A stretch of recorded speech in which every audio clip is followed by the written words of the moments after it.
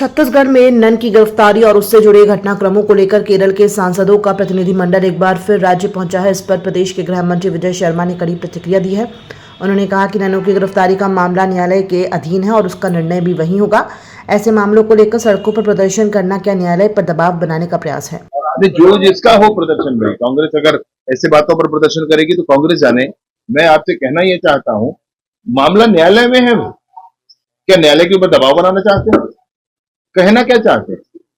न्यायालय में है, न्यायालय निर्णय करेंगे इन बातों का कि भाई करना क्या है, होना क्या है, क्या है होना। जो प्रक्रिया सामने हुई थी उस पर एफआईआर लॉक करके और पुलिस ने प्रस्तुत कर दिया है। बाकी निर्णय न्यायालय का होता है, तो न्यायालय का निर्णय। आप मुझे बताओ ना भाई, अगर न्यायालय में कोई विषय है, कोई जमानत के लिए आवेदन लगाया है, तो आपके इस विषय पर रैली निकालने से क्या होगा? उसको मिल जाएगा जमानत कि नहीं मिलेगा? क्या प्रभावित कर लेंगे? न्यायालय को प्रभावित कर लेंगे? कोई ऐसा सोचता है क्या? सोचता होगा तो गलत सोचता है। लोकतंत्र में न्यायालय की जो स्थिति है संवैधानिक, वो बिल्कुल अक्षुण्ण है। कोई प्रभावित नहीं कर सकता। न्यायालय अपने हिसाब से काम करेगा। केरल से आई 2 कैथोलिक ननों की गिरफ्तारी को लेकर पूर्व विधायक विकास उपाध्याय ने भाजपा सरकार पर तीखा हमला बोला है। उन्होंने कहा कि छत्तीसगढ़ पुलिस ने बजरंग दल की शिकायत पर ननों को फर्जी केस में फंसाया है, जबकि पीड़ित महिला का दावा है कि बयान उस पर जबरन दिलवाया गया। उपाध्याय ने सवाल उठाया कि एक तरफ छत्तीसगढ़ बीजेपी धर्मांतरण और मानव तस्करी के आरोप लगा रही है, वहीं केरल बीजेपी के अध्यक्ष इसे गलत बता रहे हैं। उन्होंने बृजमोहन अग्रवाल के बयान पर भी निशाना साधा कि बाहर की नन छत्तीसगढ़ में क्या कर रही थी और पलटकर पूछा कि क्या छत्तीसगढ़ के लोग कभी बाहर नहीं जाते। उन्होंने आरोप लगाया कि भाजपा छत्तीसगढ़ का माहौल खराब कर रही है और पुलिस की कार्यवाही पर बार बार सवाल उठ रहे हैं। भारतीय जनता पार्टी की छत्तीसगढ़ की सरकार ने जिस प्रकार से 2 सिस्टरों का के ऊपर फर्जी प्रकरण बनाकर जेल भेजने का काम किया है, मैं समझता हूं भारतीय जनता पार्टी के नेताओं को शर्म आनी चाहिए। एक तरफ केरल भारतीय जनता पार्टी के नेता कह रहे हैं कि ये पूरा प्रकरण गलत है, और जहां पूरा देश इस बात को कह रहा है, पार्लियामेंट में भी इसको लेकर एक बड़े सवाल जवाब हुए।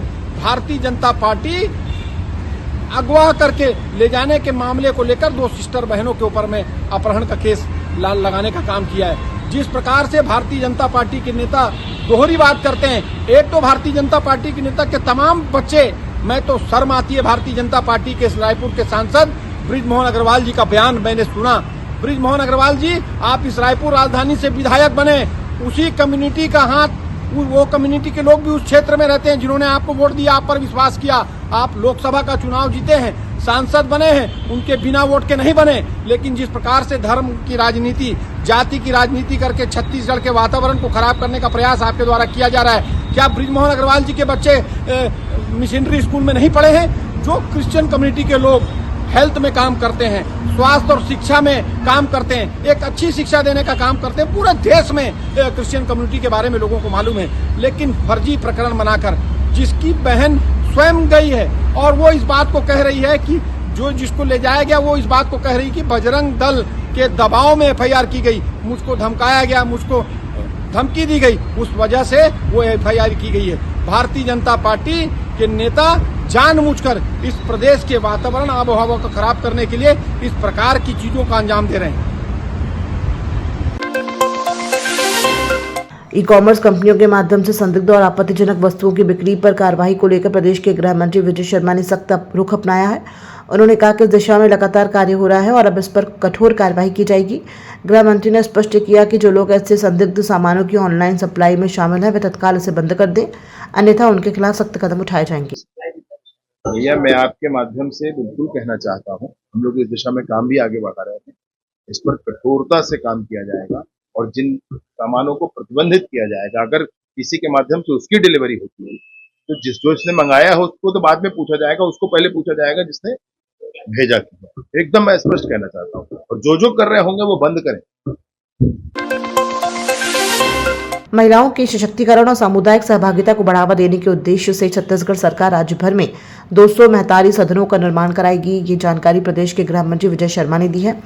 उन्होंने बताया कि निर्णय हाल ही में हुई पंचायत विभाग की उच्च स्तरीय बैठक में लिया गया है। योजना के पहले चरण में 50 महतारी सदनों का निर्माण किया जाएगा। पंचायत विभाग में सारे ही तरह के कामों को सुचारू रूप से समय पूर्वक आगे बढ़ाने के लिए और महतारी सदन का पहला फेज बनकर अब तैयार है। माननीय मुख्यमंत्री जी से आग्रह करेंगे कि इसका सर्वप्रथम पहले महतारी सदन प्रदेश में जो बना है उसको लोकार्पित करें।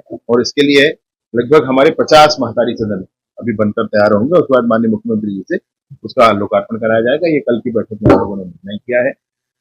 200 महतारी सदन हम बनाने की दिशा में है, जो आने वाले 2-3 महीनों में पूर्ण हो जाएंगे और उसके बाद फिर 170 और सदनों को शासन से मंजूरी मिली। इसके साथ ही साथ पंचायतों में निर्विवादित बंटवारा सुचारू रूप से हो जाए। जो पंचायत के सचिव हैं, पंचायत के प्रस्ताव के आधार पर इसका उपयोग करके और अपलोड करें और बाकी का काम फिर पर्ची बनाने का काम और जो नक्शा बटांकन का काम है, ये काम राजस्व विभाग के द्वारा समय पूर्वक किया जाता है। हम लोग अपने पंचायत को इसके लिए जागृत करने के लिए फिर से एक अभियान इसमें शुरू कर रहे हैं, ताकि निर्विवादित बंटवारा अब पंचायतों के माध्यम से आगे बढ़े।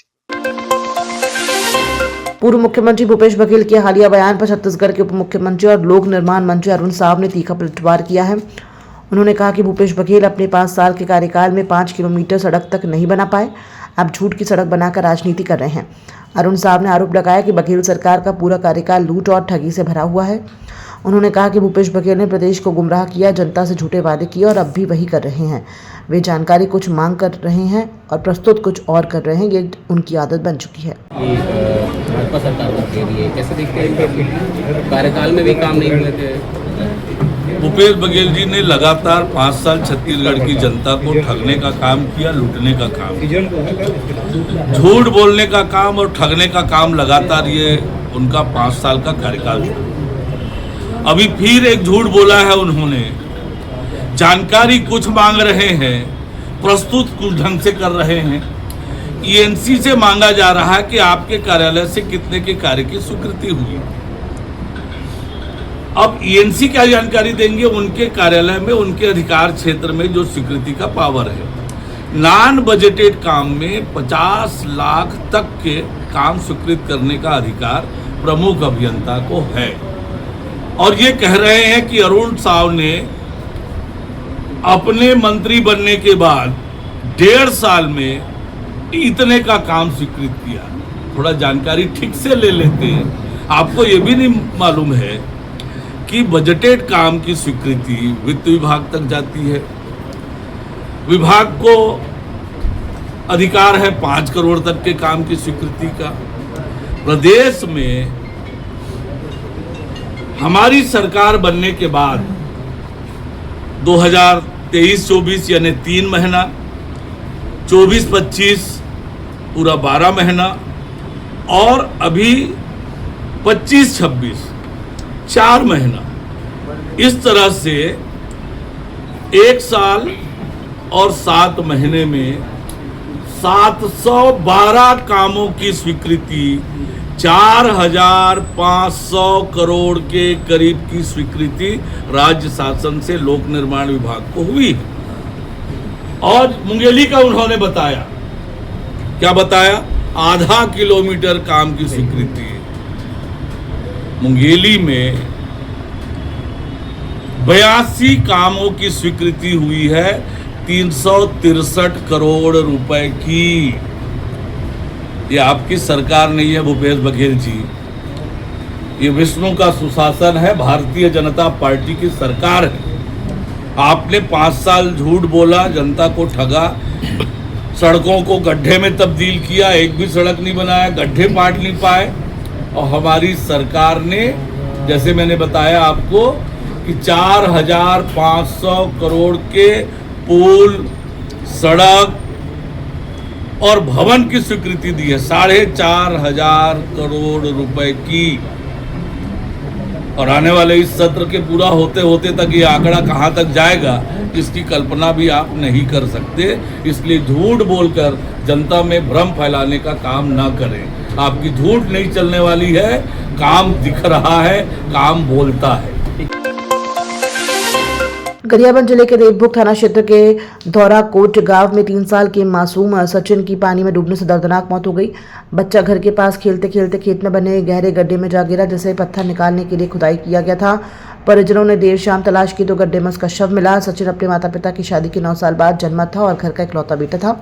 हादसे के बाद परिवार में मातम पसरा है। देवभोग पुलिस ने मृतकाम का जांच शुरू कर दी है। बच्चा 7-8 साल बाद आया था। इकलौता था। हाँ, इकलौता बच्चा था।